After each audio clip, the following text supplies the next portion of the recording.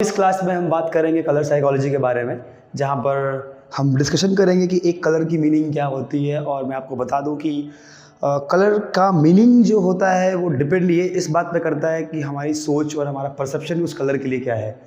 कितने बार बहुत सारे मीनिंग्स बहुत जनरल होते हैं, लेकिन सबसे ज़्यादा इंपॉर्टेंट ये है कि मेरे लिए उस कलर का मतलब क्या है। मैं बार बार बताता हूँ और बार बार हम लोग डिस्कशन में लेके आते हैं कि डिज़ाइन का कोई एक परफेक्ट आंसर नहीं होता, बट वो आपके परसेप्शन के हिसाब से सही होता है या गलत होता है। यानी कि आपको लगता है कि वो सही है, आपके पास लॉजिक है तो वो सही है, आपको लगता है वो गलत है और गलत साबित करने के लिए रीजंस हैं तो वो गलत है। तो बेसिकली जब हम कलर्स की बात करेंगे तो हम लोग क्या करेंगे कि हम कलर्स अपने दिमाग में कुछ लेके आएंगे। सबसे पहले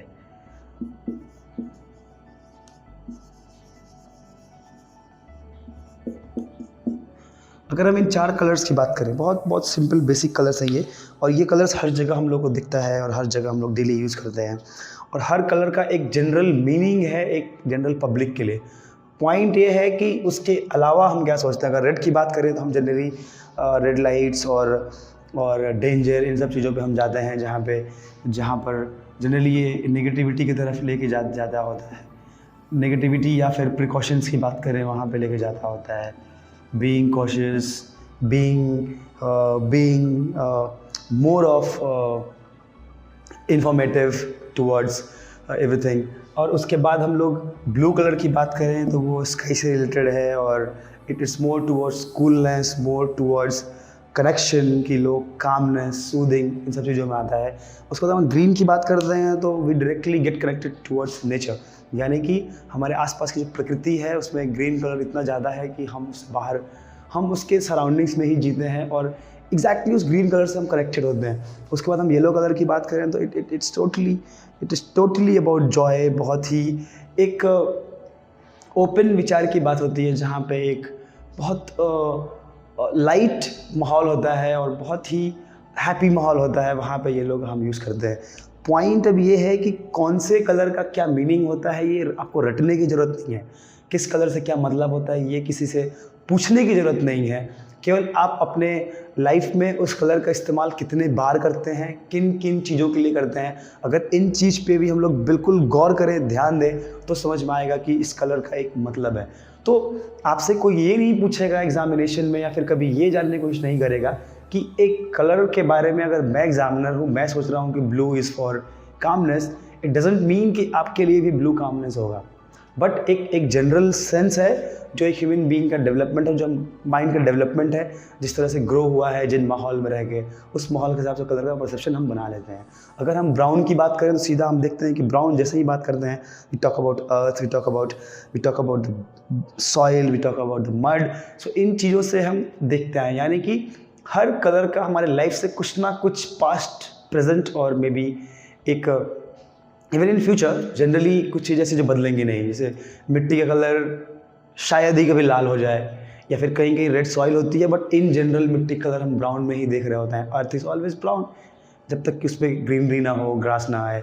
तो इन सब चीज़ों का एक मतलब होता है। आप उन चीज़ों को रिकॉल करेंगे, समझेंगे और जानेंगे तो आपको समझ में आएगा कि हर कलर की एक साइकोलॉजी होती है। ठीक उसी प्रकार हम ब्लैक, ठीक उसी प्रकार वायलेट, हर चीज़ का एक कलरफुल सेंस डेवलप्ड होता है हमारे दिमाग में और कलर के बारे में हम सोचते होते हैं। तो ठीक इसी प्रकार कलर साइकोलॉजी को यूज़ करके हम लोग अभी डिस्कशन करेंगे कि अगर किसी पर्सनालिटी को स्टडी करना है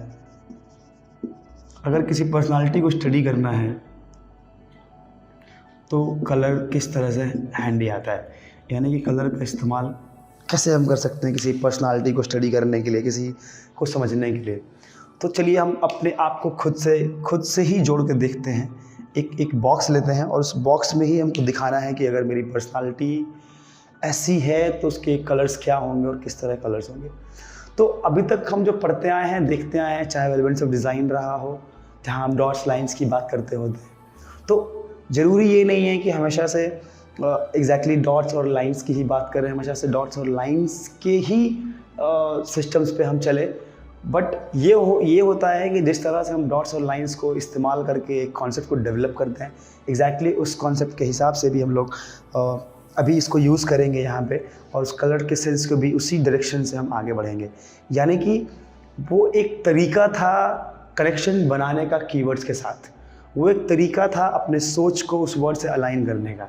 अब इमेजिन कीजिए कि अगर आपकी पर्सनालिटी है तो आपकी पर्सनालिटी में भी कुछ कीवर्ड्स होंगे। अगर मेरी पर्सनालिटी है कि मैं बहुत कॉन्फिडेंट हूँ, I'll have confident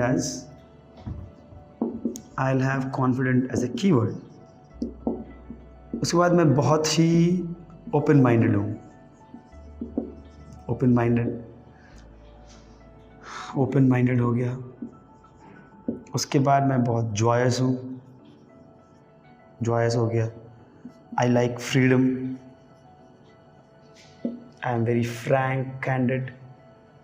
exactly open minded की बात हो जाती है, right. I am very vocal, I am very friendly, I am very helpful, I am very collaborative. अब देखिए, अगर अब इस वर्ड्स में सारे कनेक्शन है। अगर मैं हेल्पफुल हूँ, अगर मैं किसी का मदद करने के लिए आगे रहता हूँ, तभी मेरे साथ लोग जुड़ेंगे, तभी मैं कोलैबोरेटिव हूँ। उसके बाद जब मैं हेल्पफुल हूँ, कोलैबोरेटिव, तो अपने आप मैं फ्रेंडशिप का बात रखता हूँ। और जब मुझे कोलैबोरेट करना होता है, जब लोगों से बात करना होता है, तो मुझे वोकल होना पड़ता है, यानी कि बताना पड़ता है कि मैं क्यों इम्पोर्टेंट हूँ उनके लिए, या फिर मुझे ऐसे कुछ अपने आप को प्रेजेंट करना पड़ता है कि मैं उनके साथ जुड़ सकता हूँ, उसके बस रीज़न है जुड़ने का। उसके बाद कॉन्फिडेंट होना बहुत ज़रूरी है ऐसे लोगों के लिए जो उनसे कनेक्शंस बनाते हैं, क्योंकि उनका आत्मविश्वास झलकना चाहिए कि आपसे कनेक्शन बनाने आए हैं और बनना चाहिए। उसके बाद ओपन माइंडेड, क्योंकि आपको लोगों से मिलना है, लोगों से जुड़ना है, तो आपको एक खुला दिमाग होना पड़ेगा जहाँ पे ऐसी चीज़ें। तो बेसिकली मेरी ये पर्सनालिटी है जब मैंने खुद को स्टडी किया। ठीक इसी प्रकार आप अपने कुछ वीकनेस को भी लिख सकते हैं इसमें, कि मैं थोड़ा बहुत अगर मैं बात करूं तो मैं कभी कभी इम्पेशेंट हो जाता हूं।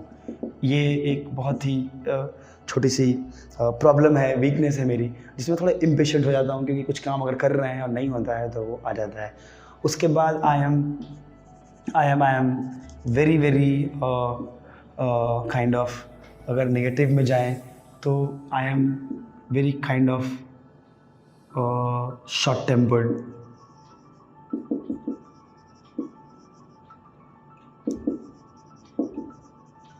कुछ काम अगर नहीं आता है तो बहुत जल्दी मैं गुस्सा हो जाता हूँ।